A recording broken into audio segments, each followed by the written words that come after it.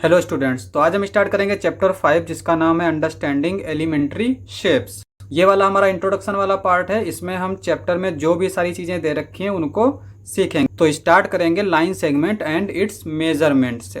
तो पहले line segment क्या होता है हमारा, कोई भी अगर दो पॉइंट दे रखे हो, एक हमारा ये पॉइंट है, एक ये पॉइंट है, इसको हम P मान लेते हैं, इसको Q मान लेते हैं। इन दो पॉइंट्स को मिलाने वाली जो लाइन होती है उसको हम बोलते हैं लाइन सेगमेंट। इसकी हमारी एक फाइनाइट लेंथ होती है, जैसे हम इसको मान लेते हैं 4 सेंटीमीटर। और इसको हम लिखते कैसे हैं, पी क्यू, इसके ऊपर ये बार लगा देते हैं। ये तो हमारा हो गया लाइन सेगमेंट। अब इसका मेजरमेंट करते हैं। मेजरमेंट हमारा किस तरह से करते हैं, पहला तरीका तो होता है बाई ऑब्जर्वेशन, यानी दो लाइन्स अगर हमें दे रखी हों तो उनको हम देख के बता सकते हैं कि कौन सी लाइन छोटी है और कौन सी बड़ी है। जैसे यहाँ पे हमने एक लाइन ली इस तरह से ए बी, एक ये लाइन सेगमेंट लिया और दूसरा हमने लाइन सेगमेंट लिया ये पी क्यू। तो यहाँ पे हम देख के बता सकते हैं कि ए बी जो है वो पी क्यू से छोटी लाइन सेगमेंट है।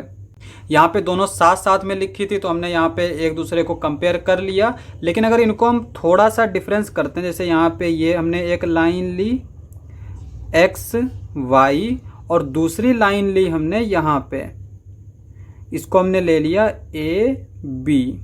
तो अब यहाँ पे दोनों लाइंस में माइनर सा डिफरेंस है, ठीक है। तो यहाँ पे हम ऑब्जर्वेशन से नहीं बता पाएंगे कि कौन सी लाइन छोटी है और कौन सी बड़ी है।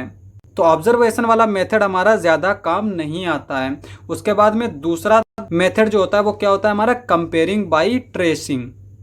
अब यहाँ पे कंपेयरिंग बाई ट्रेसिंग का क्या मतलब होता है, जैसे यहाँ पे एक लाइन सेगमेंट दे रखी है इस तरह से और दूसरी लाइन सेगमेंट दे रखी है हमारी इस तरह से। इसको हम मान लेते हैं ए बी, इसको मान लेते हैं पी क्यू।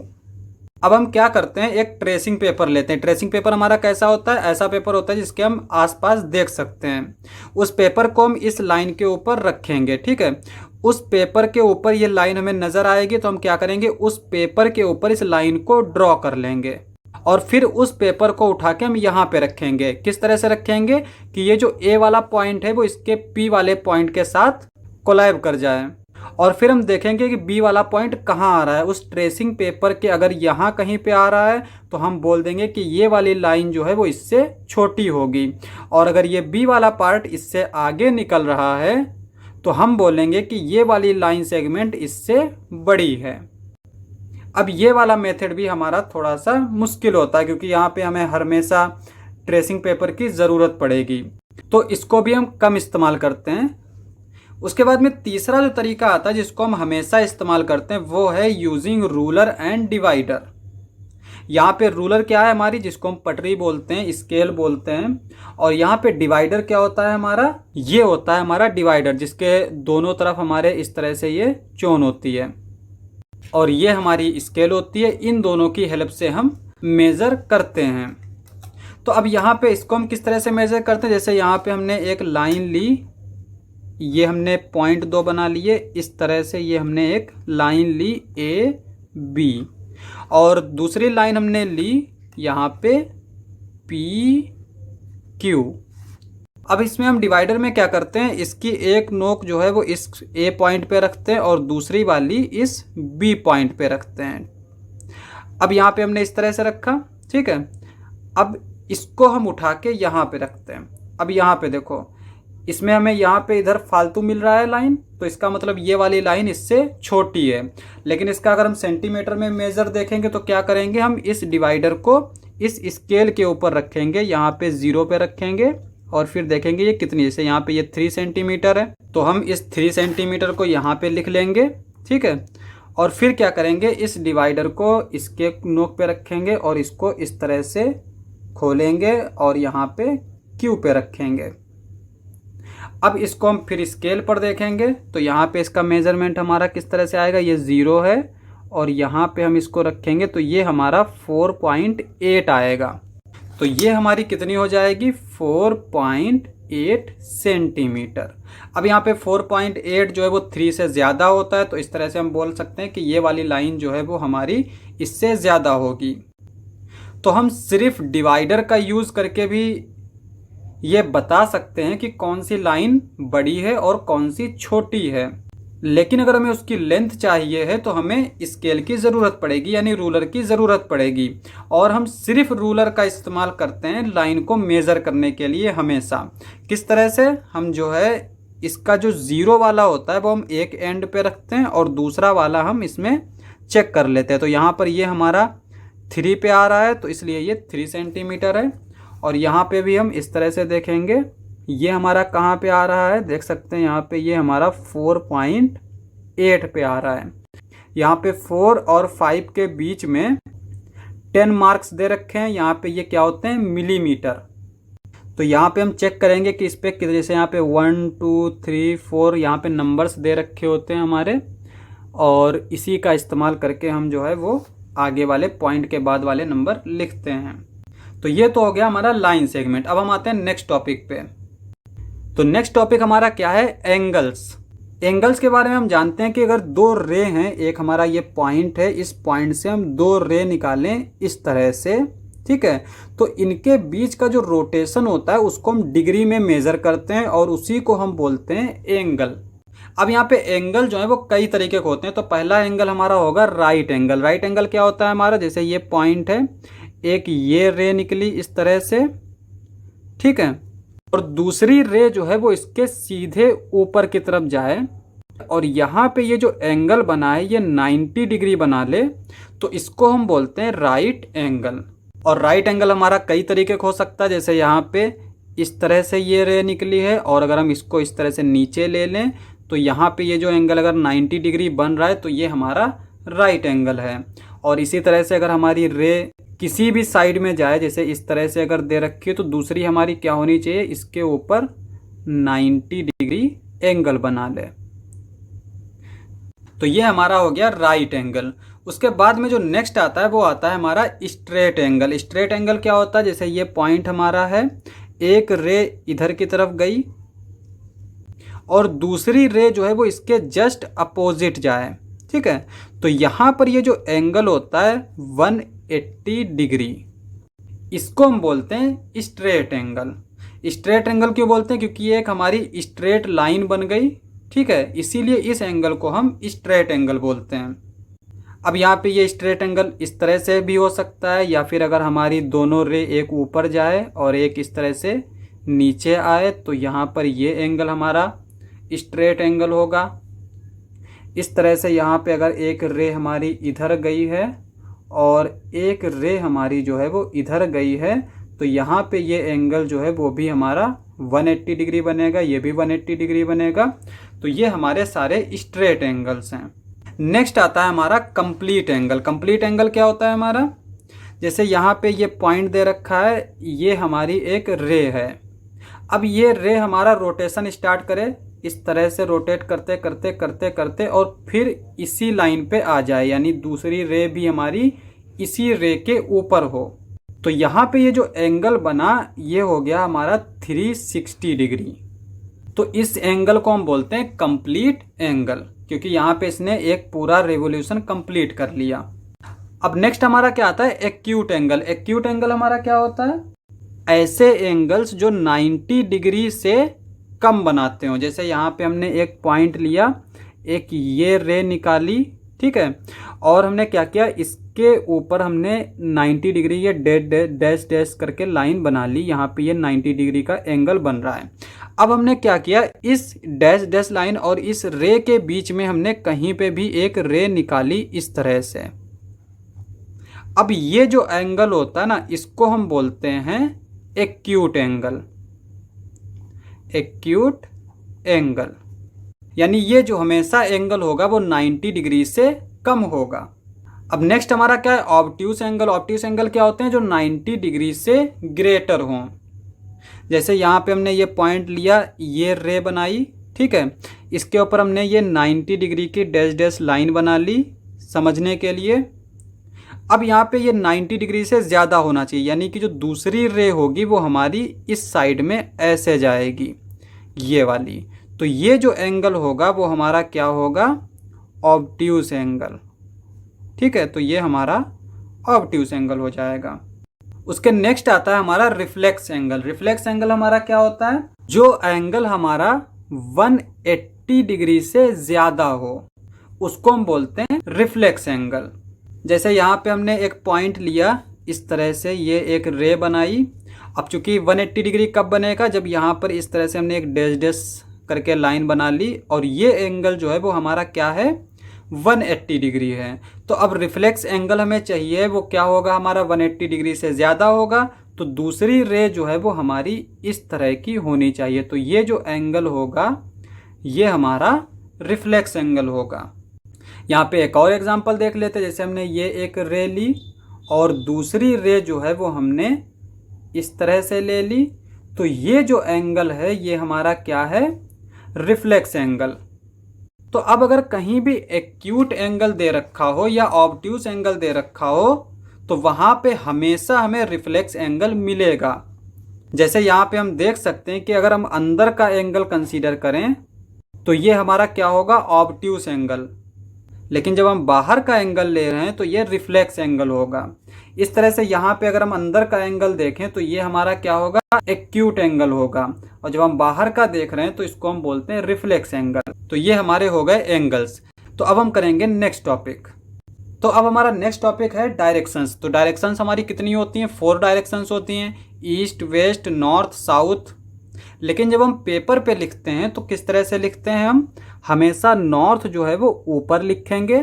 और अगर आपको नॉर्थ पता चल जाए किधर है तो आप जो है अपनी जगह के हिसाब से बता सकते हैं कि ईस्ट किधर होगा और वेस्ट किधर होगा। लेकिन यहाँ पे जो पेपर में होगा, नॉर्थ हमेशा ऊपर लिखेंगे और ईस्ट हमारा इधर आ जाएगा और वेस्ट इधर आ जाएगा, साउथ जो है वो इधर आ जाएगा। अब डायरेक्शंस में हम क्या देखते हैं? जैसे अगर कोई शख्स यहाँ नॉर्थ पे खड़ा है और वो ईस्ट की तरफ चलता है तो वो कितना एंगल कवर कर लेता है? यहाँ पे नॉर्थ पे खड़ा है और फिर वो ईस्ट पे गया तो यहाँ पे उसने कितना एंगल कवर किया? 90 डिग्री का। और अगर कोई नॉर्थ पे खड़ा है और वेस्ट की तरफ गया तो उसने कितना एंगल कवर कर लिया? 90 डिग्री का। और अगर कोई ईस्ट पे खड़ा है और फिर वो वेस्ट में गया तो उसने कितना एंगल कवर कर लिया? 90 + 90 180। इसी तरह से अगर हमारा कोई ईस्ट पे है और ईस्ट से अगर वो साउथ पे जा रहा है तो वो कितना एंगल कवर कर लेगा? 90 डिग्री का। तो यहाँ पे हम देख सकते हैं कि हर एक डायरेक्शन के बीच में हमारा 90 डिग्री का एंगल बन रहा है। और इसी तरह से अगर कोई साउथ से वेस्ट की तरफ जाएगा तो वो हमारा 90 डिग्री एंगल कवर कर लेगा। तो अब अगर कोई यहाँ ईस्ट पे खड़ा है और ईस्ट से साउथ पे गया तो उसने कितना एंगल कवर किया? 90 डिग्री। फिर वो साउथ से वेस्ट की तरफ गया तो उसने 90 डिग्री और कवर कर लिया, तो उसने टोटल कितना कवर किया? 180 डिग्री। और उसके बाद में वेस्ट से वो फिर ईस्ट पे अगर आ गया तो उसने फिर कितना कवर कर लिया? 180। तो ये हो गया 180 + 180 360। तो उसने पूरा कंप्लीट एंगल कवर कर लिया। तो ये तो थी हमारी डायरेक्शन। अब हम आते हैं क्लॉक पे। तो क्लॉक हमारी किस तरह से होती है? इस तरह से होती है। इसमें एक मिनट वाली सुई होती है और एक घंटे वाली सुई होती है। अब यहाँ पे हम मान लेते हैं कि एक सुई जो है वो इस 12 के ऊपर है और दूसरी सुई जो है वो हमारी कहाँ है? इस 3 के ऊपर है। तो अब यहाँ पे बीच में कितना एंगल बन रहा है? 90 डिग्री का। अब यहाँ पे अगर हम देखें तो ये वाली सुई जो है वो यहाँ पे पहले आएगी और फिर यहाँ पे आएगी और फिर यहाँ पे आएगी। तो यहाँ से यहाँ 1 और यहाँ से यहाँ 2, यहाँ से यहाँ 3। तो जब इस सुई ने 3 स्टेप कंप्लीट किए तो इनके बीच में जो एंगल बना वो हमारा कितना बना? 90 डिग्री का। तो इसका मतलब घड़ी में अगर 2 सुई हैं और उनके बीच में अगर हमें 3 स्टेप्स मिल रहे हैं तो उनके बीच में हमेशा एंगल जो है वो 90 डिग्री बनेगा। जैसे यहाँ पे हम एक सुई ले लेते हैं इस 2 के ऊपर, ठीक है। अब यहाँ पे हम 3 स्टेप कवर कर लेते हैं। जैसे यहाँ से 1 और यहाँ से यहाँ 2, यहाँ से यहाँ 3। तो अब अगर हम दूसरी सुई यहाँ पे बनाते हैं तो इसके बीच में कौन सा एंगल बनेगा? 90 डिग्री का। इसी तरह से अगर हमारी एक सुई है इस 7 पे, ठीक है, तो 3 स्टेप कवर कर लेते हैं। 1 स्टेप, 2 स्टेप, 3 स्टेप। और दूसरी सुई अगर हमारी 10 पे है तो इनके बीच में जो एंगल बनेगा वो कितना होगा, 90 डिग्री का। तो इस तरह से हम स्टेप्स को मेज़र करके देख सकते हैं कि एंगल हमारा कितना बन रहा है। और इसी तरह से अगर हमारी एक सुई इस 12 के ऊपर है और दूसरी सुई इस 6 के ऊपर है, तो यहाँ पर ये हमारा क्या एंगल बनेगा, स्ट्रेट एंगल, यानी 180 डिग्री का। और इस तरह से यहाँ पे अगर कोई सुई हमारी 1 पे है और दूसरी 7 पे है तब भी 180 बनेगा। इसी तरह से अगर हमारी एक सुई 3 पे है और दूसरी 9 पे है तो वो हमारा क्या होगा, 180 ही बनेगा। तो ये हमारा एंगल्स हो गए। और इस तरह से अगर हमारी दोनों सुई एक ही तरफ हो, जैसे यहाँ पे ये 12 पे है और दूसरी सुई भी हमारी 12 पे है, तो ये कितना एंगल बनाएगी, यहाँ से स्टार्ट करेंगे और इस तरह से चलते चलते यहाँ पे पहुँच गए, तो ये हमारा एक कंप्लीट एंगल होगा, यानी कि 360 डिग्री। तो ये तो हमारे एंगल्स की बात हो गई। अब हम बात करते हैं रिवॉल्यूशन की। अगर कोई सुई जो है वो हमारी एक कंप्लीट एंगल बना लेती है, यानी अगर उसने 360 डिग्री का एंगल कंप्लीट कर लिया, तो हम उसको बोलते हैं कि उसने 1 रिवॉल्यूशन कंप्लीट कर ली।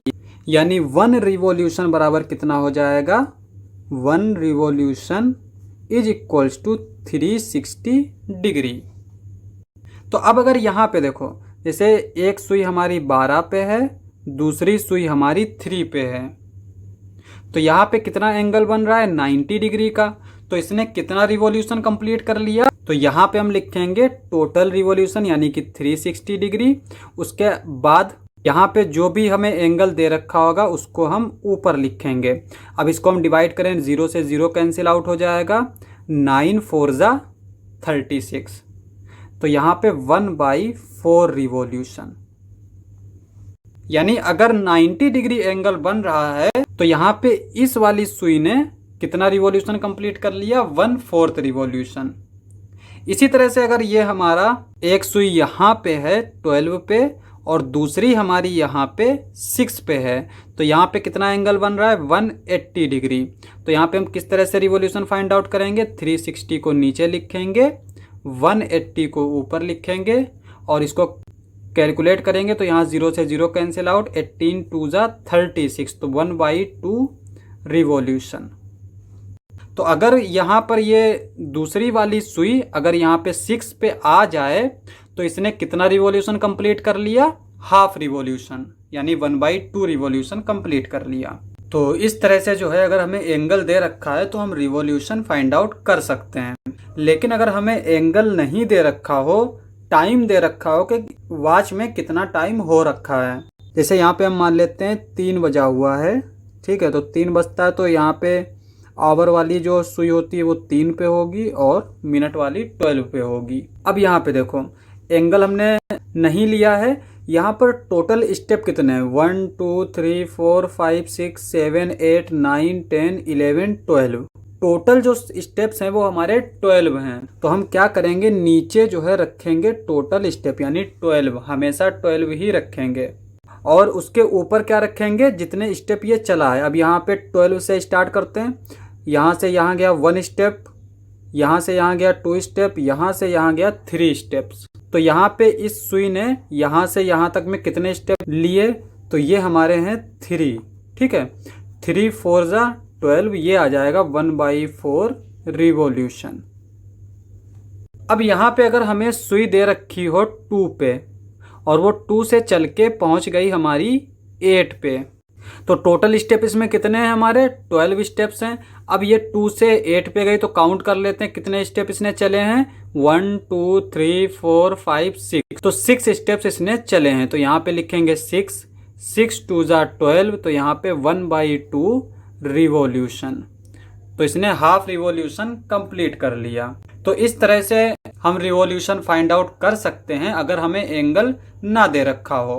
अब यहाँ पे हमने डायरेक्शन भी सीख लिया और क्लॉक भी सीख लिया। अब यहाँ पे इस डायरेक्शन और क्लॉक को मिला के एक चीज बनती है हमारी क्लॉकवाइज डायरेक्शन और एंटी क्लॉकवाइज डायरेक्शन। अब हमारी क्लॉक कैसे चलती है, जैसे यहाँ पे ये अगर एक सुई है, ठीक है, तो वो किस तरह से चलेगी, इस तरह से चलेगी, ठीक है। तो दूसरी सुई हमारी यहाँ पे आएगी, तो इसने किस तरह से चला है, ये इस तरह से चला है। जो अगर कोई शख्स जैसे यहाँ पे नॉर्थ से अगर ईस्ट की तरफ आया है तो वो किस तरह से चला है, क्लॉक की तरीके से चला है, तो उसको हम बोलेंगे कि वो क्लॉकवाइज डायरेक्शन गया है। क्योंकि यहाँ पे नॉर्थ से ईस्ट की तरफ वो दूसरी तरीके से भी आ सकता है, यानी इधर से जाके भी आ सकता है, लेकिन अगर यहाँ पर मेंशन कर दे कि वो क्लॉकवाइज गया है तो हम सिर्फ यही डायरेक्शन लेंगे। नेक्स्ट होता है हमारा एंटी क्लॉकवाइज। अब यहाँ पे हम एंटी से समझ गए, यानी जो क्लॉकवाइज ना हो, तो क्लॉक तो हमारी इधर की ओर चलती है। अगर हम इस डायरेक्शन में जाएं, जैसे कि यहाँ पे अगर हम नॉर्थ से वेस्ट की तरफ जाएं और इस डायरेक्शन से होके गए, तो हमने कहा कि हम एंटी क्लॉकवाइज चले। तो यहाँ पे ये हो गया हमारा क्लॉकवाइज और एंटी क्लॉकवाइज। अब हम चलते हैं नेक्स्ट टॉपिक की तरफ। तो नेक्स्ट टॉपिक हमारा क्या है, मेजरिंग एंगल्स।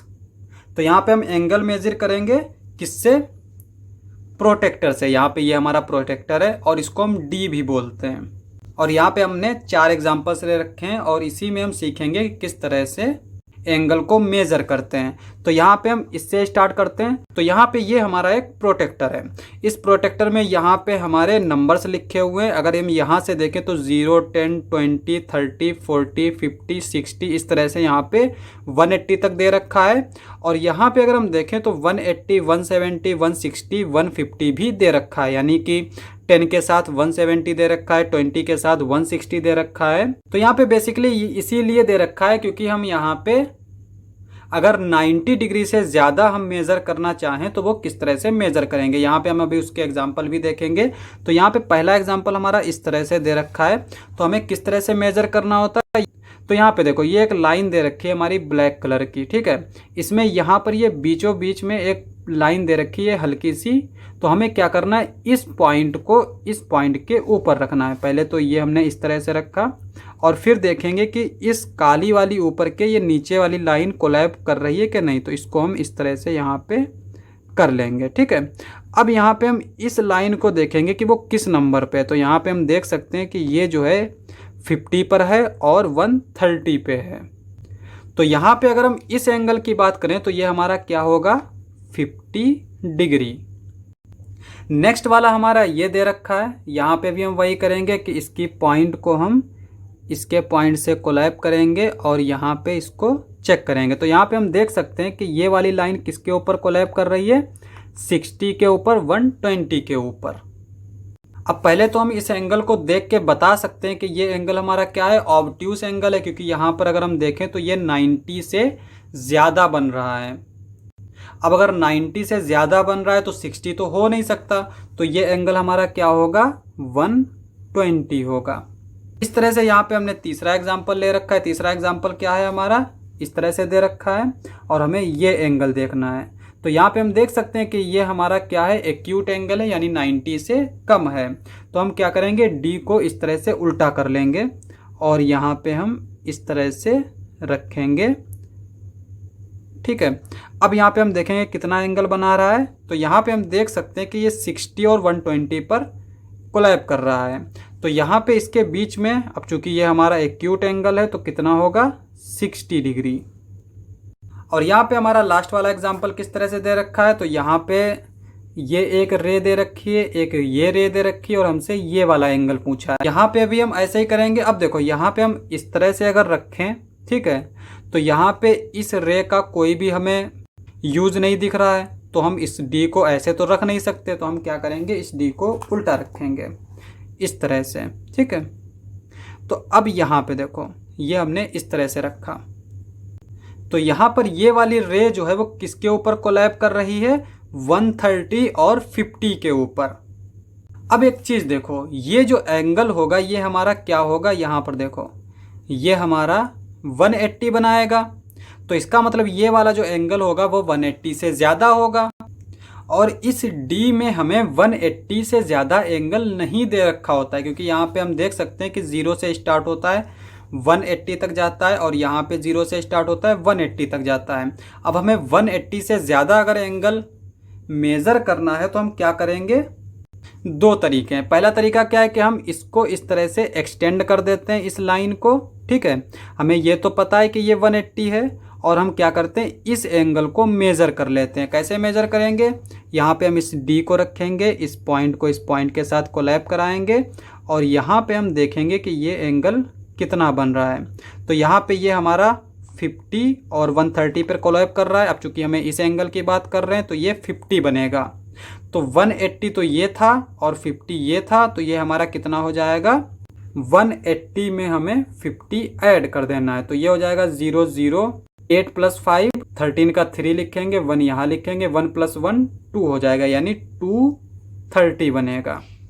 और दूसरा तरीका क्या है हमारा कि हम जानते हैं कि ये जो टोटल होता है ना, कितना होता है हमारा, 360 होता है। तो हम क्या करेंगे, इस एंगल को मेजर कर लेंगे और 360 में से माइनस कर देंगे, तो हमें ये एंगल मिल जाएगा। लेकिन ये वाला चूंकि हमारा आसान है तो हम इसको इस तरह से देख सकते हैं। तो अब हम बात करते हैं नेक्स्ट टॉपिक की। तो नेक्स्ट टॉपिक हमारा क्या है, तो यहाँ पे नेक्स्ट टॉपिक है हमारा परपेंडिकुलर। अब यहाँ पे परपेंडिकुलर क्या होता है, अब एक चीज़ देखो, जैसे हमने एक लाइन ली इस तरह से और दूसरी लाइन ली हमने इस तरह से। अब यहाँ पे अगर हम देखें तो इसके बीच में कौन सा एंगल बन रहा है, 90 डिग्री का। और इस लाइन सेगमेंट को हम नाम दे देते हैं पी क्यू और इस लाइन सेगमेंट को हम नाम दे देते हैं ए बी। तो अब अगर एक लाइन हमें पी क्यू दे रखी है, इसके ऊपर अगर हमने कोई एक ए बी लाइन लिखी और जो कितना एंगल बनाए, 90 डिग्री का, तो हम बोलेंगे कि ए बी जो है वो परपेंडिकुलर है पी क्यू पे, या फिर सिंपली बोलेंगे ए बी जो है वो परपेंडिकुलर है। और इसको लिखते कैसे हैं, A B is perpendicular to P Q.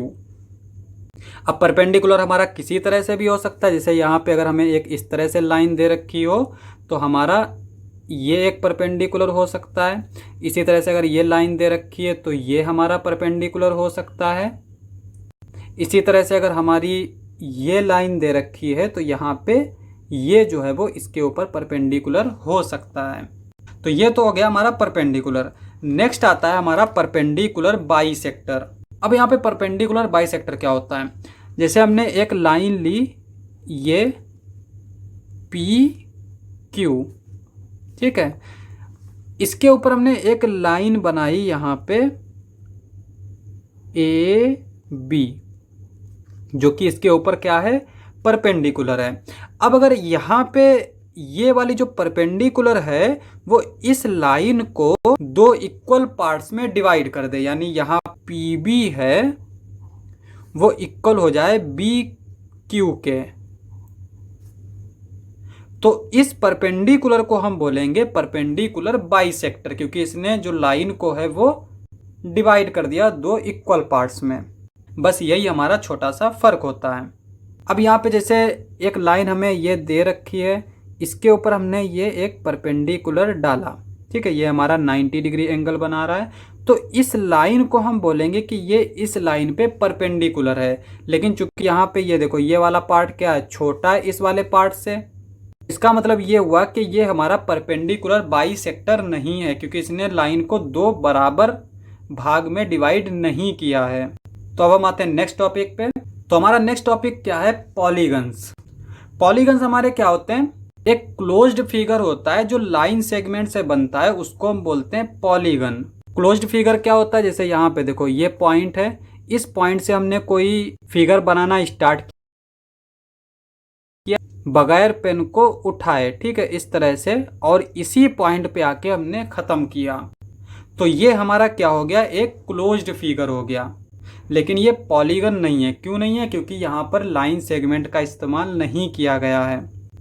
इस तरह से अगर हम यहाँ पर देखो, यहाँ से स्टार्ट किया, ये एक लाइन सेगमेंट लिया, ये एक लाइन सेगमेंट लिया, ये एक लाइन सेगमेंट लिया, ये एक लाइन सेगमेंट लिया, ये एक लाइन सेगमेंट लिया, तो यहाँ पे हमने लाइन सेगमेंट्स का तो इस्तेमाल किया, लेकिन जहाँ से स्टार्ट किया था वहाँ पे हमने ख़त्म नहीं किया।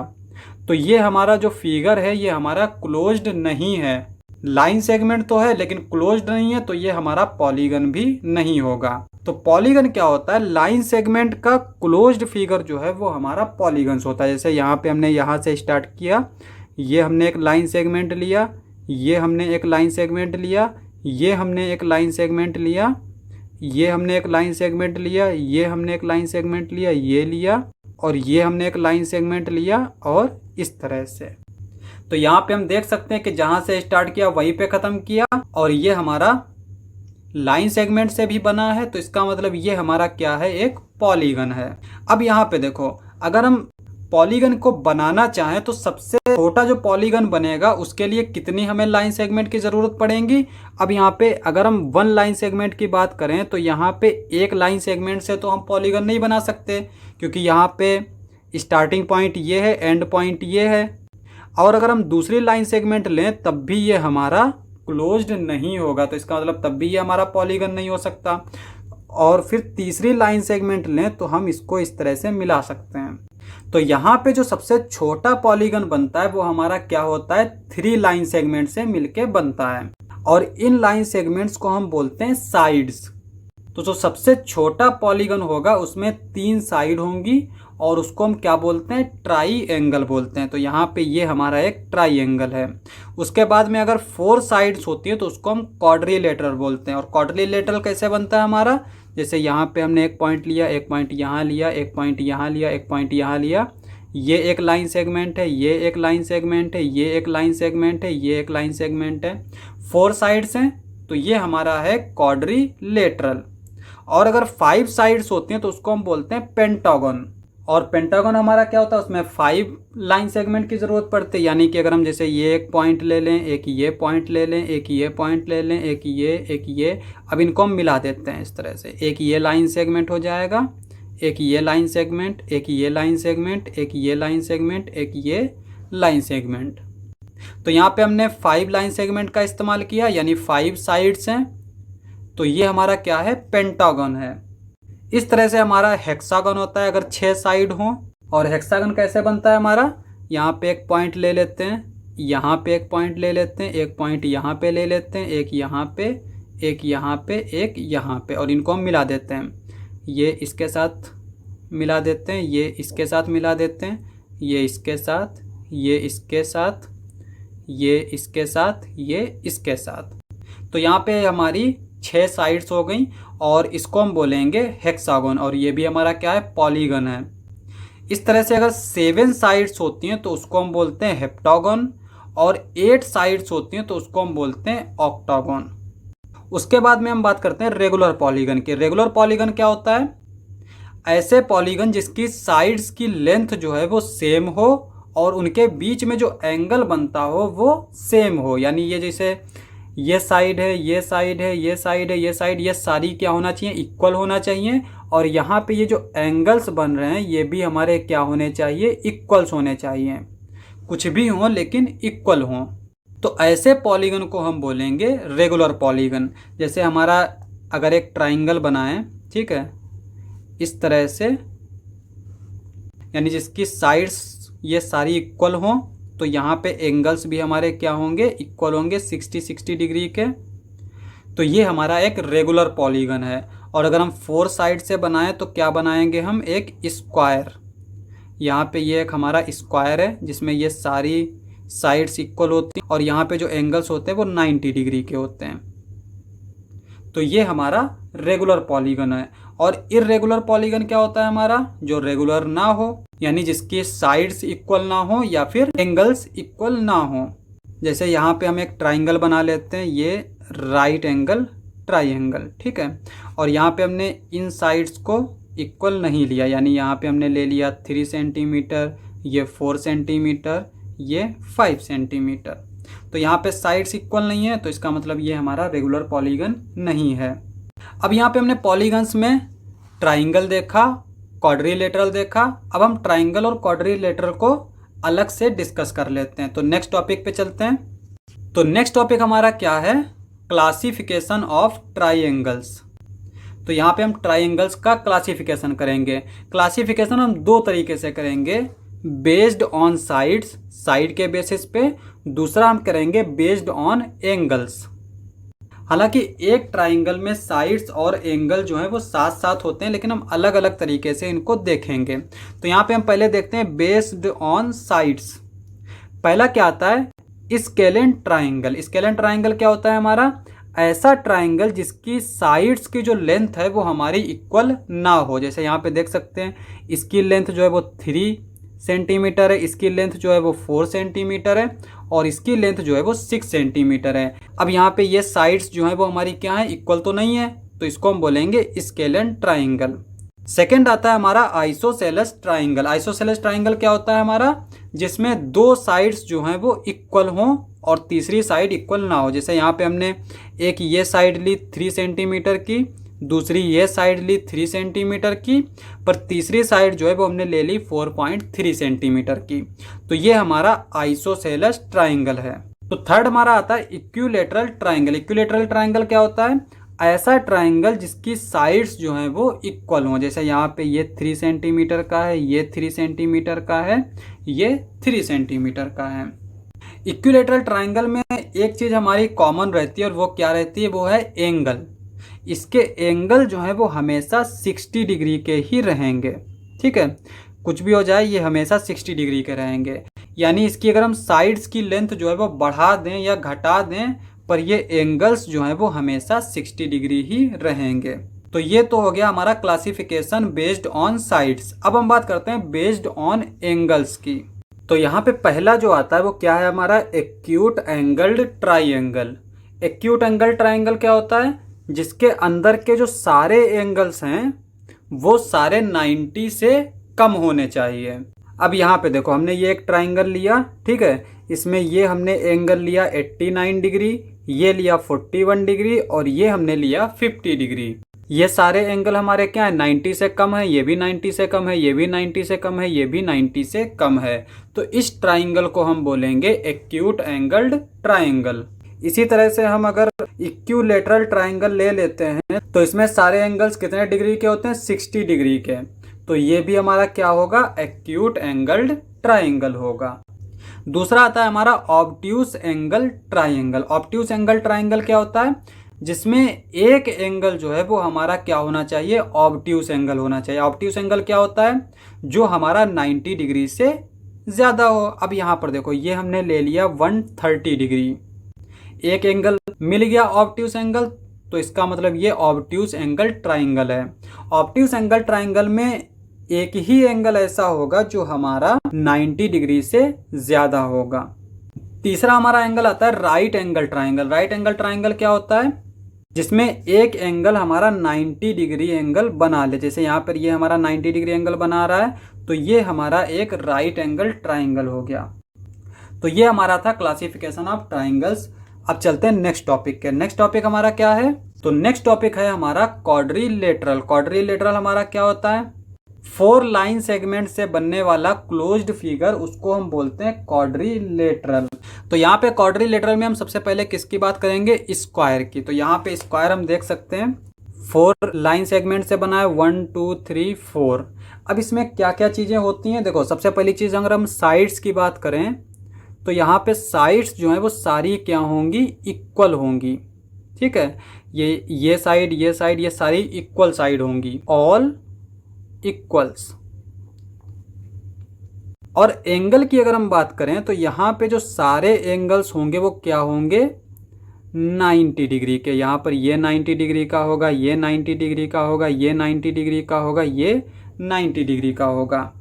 और अगर हम इसमें डायगोनल की बात करें, डायगोनल क्या होता है हमारा, इस पॉइंट से इस पॉइंट को मिला देते हैं, इस पॉइंट से इस पॉइंट को मिला देते हैं। तो ये हमारा हो गया डायगोनल्स। और ये डायगोनल्स क्या होते हैं, हमारे परपेंडिकुलर बाइसेक्टर होते हैं। परपेंडिकुलर बाइसेक्टर मतलब यानी यहाँ पे जो एंगल बनता है वो 90 डिग्री का बनता है और ये एक दूसरे को इक्वल पार्ट्स में डिवाइड कर देते हैं। यानी यहाँ पे ये जो होगा इसके इक्वल होगा, ये हमारा इसके इक्वल होगा, और यहाँ पे ये जो डायगोनल होंगे वो इक्वल लेंथ के होंगे। तो ये स्क्वायर की हमारी कुछ प्रॉपर्टीज़ हैं। उसके बाद में जो सेकंड आता है वो आता है रेक्टेंगल। रेक्टेंगल हमारा क्या होता है, जिसमें अपोजिट साइड्स जो हैं वो इक्वल होंगी। यानी अगर हम साइड्स की बात करें तो क्या होगा, अपोजिट साइड्स आर इक्वल। जैसे ये हमारी जो साइड होगी वो इसके इक्वल होगी, ये वाली साइड इसके इक्वल होगी। और अगर हम एंगल्स की बात करें तो यहाँ पे जो सारे एंगल्स होंगे ऑल 90 डिग्री, यानी यहाँ पे ये 90 डिग्री, ये 90 डिग्री, ये 90 डिग्री, ये 90 डिग्री। और अगर हम डायगोनल्स की बात करें, जैसे यहाँ पे इसको इसके साथ इस तरह से मिला देते हैं और इसको इसके साथ मिला देते हैं यहाँ पे इस तरह से, ठीक है। तो यहाँ पे ये जो डायगोनल्स होंगी ये हमारी क्या होंगी, इक्वल होंगी, यानी इस डायगोनल की लेंथ और इस डायगोनल की लेंथ इक्वल होगी और ये हमारी क्या करेंगी, बाइसेक्ट करेंगी, यानी ये जो लाइन सेगमेंट होगा ये इसके इक्वल होगा, ये इसके इक्वल होगा। लेकिन यहाँ पे 90 डिग्री एंगल नहीं बनेगा, तो ये हमारा डायगोनल हो गया। उसके बाद में थर्ड आता है हमारा पैरेललोग्राम। पैरेललोग्राम हमारा क्या होता है, यहाँ पे हमारी जो अपोजिट साइड्स हैं वो इक्वल होती हैं। जैसे यहाँ पे ये जो साइड होगी वो हमारी इसके इक्वल होगी, ये वाली साइड जो है वो इसके इक्वल होगी। और अगर हम एंगल्स की बात करें तो यहाँ पे जो अपोजिट एंगल्स होंगे वो इक्वल होंगे, यानी ये जो एंगल होगा वो इसके इक्वल होगा, ये वाला जो एंगल होगा वो इसके इक्वल होगा।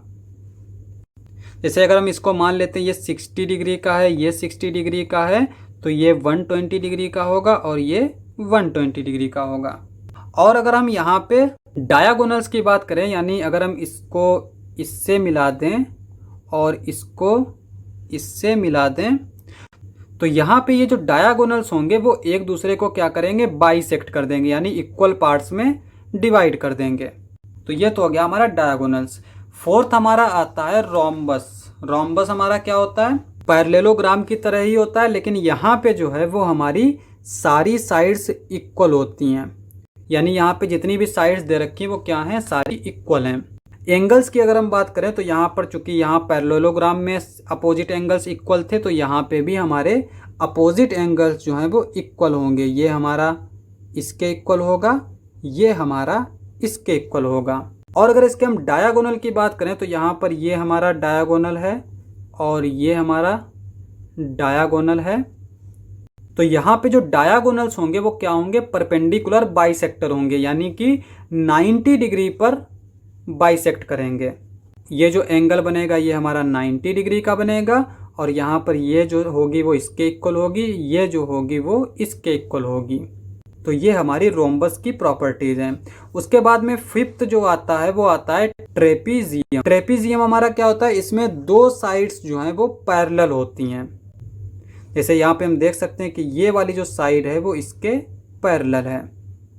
इसके अलावा इसमें और कोई चीज भी फिक्स नहीं होती है, ठीक है। तो ये हमारी 5 क्वाड्रिलेटरल्स है, इन्हीं के बारे में हम बात करेंगे चैप्टर में। चलते हैं नेक्स्ट टॉपिक पे। तो अब हम बात करते हैं 3 डायमेंशनल शेप के बारे में। अभी तक जो भी सारी चीजें हम पढ़ रहे थे वो 2 डायमेंशन में थी, यानी जिसमें लेंथ और ब्रेथ की बात कर रहे थे। लेकिन 3 डायमेंशनल में क्या होता है, इसमें लेंथ होती है, ब्रेथ होती है और हाइट भी होती है। जो भी चीज हम अपनी डेली लाइफ में देखते हैं वो सारी क्या होती है, हमारी 3 डायमेंशनल होती है। यहाँ तक कि जो पेपर होता है ना वो भी हमारा 3 डायमेंशनल होता है। जैसे यहाँ पर ये पेपर है, इसमें देखने में भले पता ना चले कि इसमें कितनी इसकी थिकनेस है, लेकिन ये हमारा 3 डायमेंशनल है। तो 3 डायमेंशन में सबसे पहले हमारा आता है क्यूब, ठीक है। क्यूब हमारा क्या होता है, क्यूब का एक बेसिक एग्जांपल है जो हमारा लूडो में डाइस होता है, उसी को हम बोलते हैं क्यूब। और इसको किस तरह से बनाते हैं, जैसे हमने ये एक स्क्वायर बना लिया, ठीक है, और फिर यहाँ पे इस तरह से ये एक लाइन बनाई, ये एक लाइन बनाई और इनको हमने इस तरह से मिला दिया, तो ये बन गया हमारा क्यूब। अब हम एक और फिगर बना लेते हैं, क्यूबॉइड। इसको हम बोलेंगे क्यूब। क्यूब की क्या प्रॉपर्टी है कि इसमें हाइट, लेंथ और ब्रेथ सारी इक्वल होती हैं। क्यूबॉइड क्या होता है हमारा, क्यूबॉइड हमारा क्या होता है, जिसमें हाइट, लेंथ, ब्रेथ में से कम 2 साइड जो हैं वो इक्वल ना हो। जैसे यहाँ पे हमने बना लिया इसको इस तरह से, ठीक है, और यहाँ पे तरह से दूसरा बना लिया रेक्टेंगल और इनको आपस में इस तरह से जोड़ दिया। ये हमारा बन गया क्यूबॉइड। अब यहाँ पे देखो, इसका एग्जाम्पल क्या होता है, जिस रूम में हम बैठे होते हैं ना वो हमारा क्यूबॉइड होता है। अब अगर हम इसमें फेस की बात करें, फेस, फेसेस। ठीक है, तो जैसे एग्जांपल अगर हम देखें तो रूम का एग्जांपल अगर हम ले रहे हैं तो रूम की जो दीवारें होती हैं ना, उनको हम बोलते हैं फेस। 4 तो दीवारें होती हैं, एक फर्श हो गया, एक फ्लोर हो गया, तो टोटल कितने फेस हो गए? 6 फेस।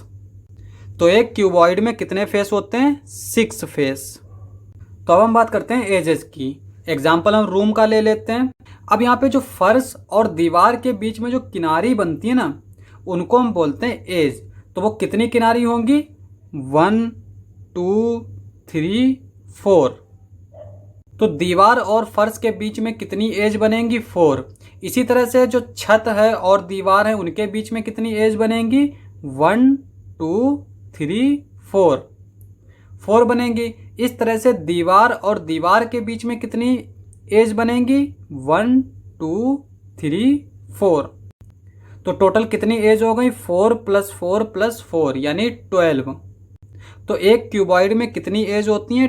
12 एज होती हैं। उसके बाद में नेक्स्ट आता है हमारा वर्टेक्स। वर्टेक्स हमारा क्या होता है?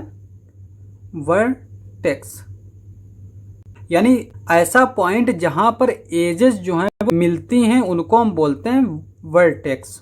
और एक से ज़्यादा वर्टेक्स होते हैं, उनको हम बोलते हैं वर्टिसेस। अब यहाँ पे देखो, इसमें कितने टोटल वर्टिसेस होंगे? 4 वर्टिसेस हमारे यहाँ पे ये होंगे और 4 वर्टिसेस यहाँ पर ये नीचे होंगे। तो टोटल कितने हो गए? 8। तो एक क्यूबॉइड में 8 वर्टिसेस होते हैं। तो ये जो है हमारी फेस, एज और वर्टिसेस हो गई। 3 डायमेंशनल में कुछ और शेप्स होते हैं, जैसे एक हमारा सिलेंडर होता है।